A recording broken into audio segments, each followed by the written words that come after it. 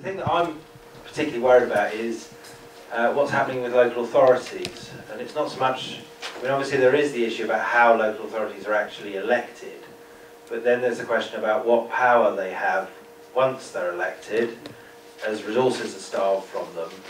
And what I'm seeing is a process whereby the government is gradually saddling local authorities with more and more responsibilities, with less and less resources, while giving a set of, well, some resources and other kinds of responsibilities to the LEPs. But they're increasingly going to be given chunks of government funding. So, for example, the Skills Funding Agency, which controls a lot of further education, they're going to get the funding for that. And so they're going to end up with large amounts of funding to spend, but no democratic kind of control. My question is related to the local politics in terms of what the government is doing in taking away the decisions that either have already been made by a local authority and taking that decision back into to national government. So like fracking in Lancashire, and the decisions about ethical investment by or wanting to divest or select where investment happens by the local authority, particularly in relation to trading with Israeli illegal settlements.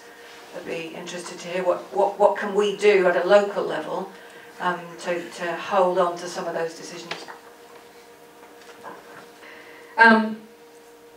The two questions that sort of tie together are the whole issue of localism.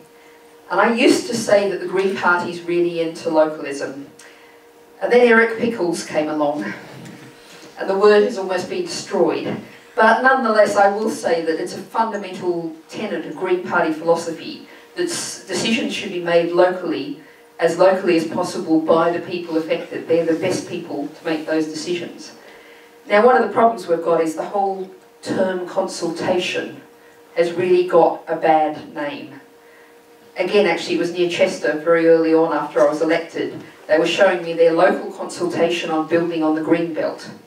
And the consultation's first question was, do you want us to build in area A, B, C, D or E?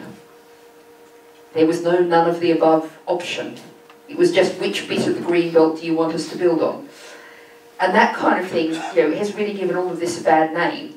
But that doesn't mean that we should give up on this or give up on the idea of bringing power much more back to the people. And of course this is one of the things that we've got to do with Brussels every bit as much as what we've got to do with Westminster. And I've been feeling enthusiastic ever since gave a speech up in Manchester on devolution, a logical enough place to do it since it's very much the government's banner child for this.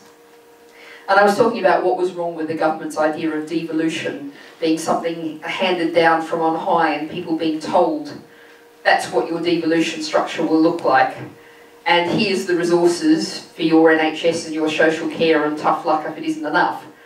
An academic commenting on my speech said, the thing is though, if you look at what's happened in both Wales and Scotland with the constitutional settlements that they had, it hasn't really settled anything at all.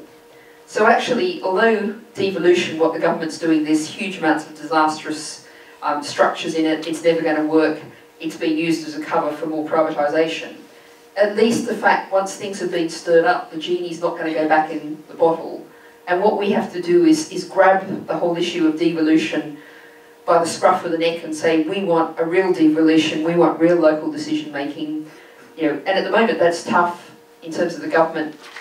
As you say, the example of fracking is a good one.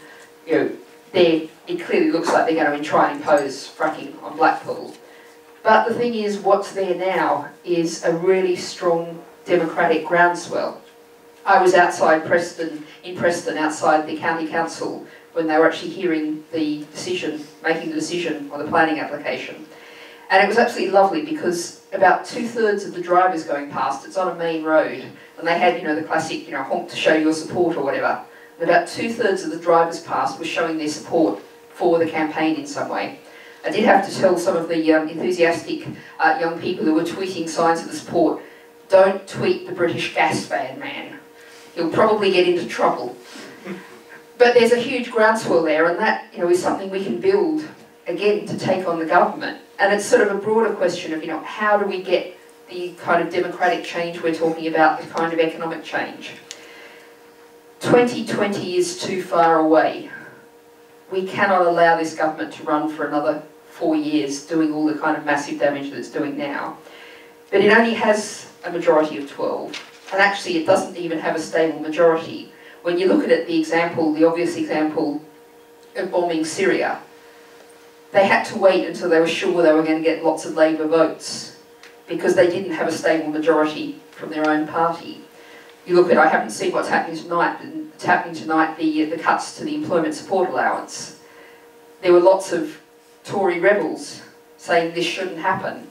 It's unclear whether they've actually got a stable majority in Parliament for it. So we keep up the pressure, we keep pushing. The impetus for change is there. You know, we need to bring this government down, we need to force electoral reform. That's what we, the people, need to do, because there's not many of them and there's a lot of us.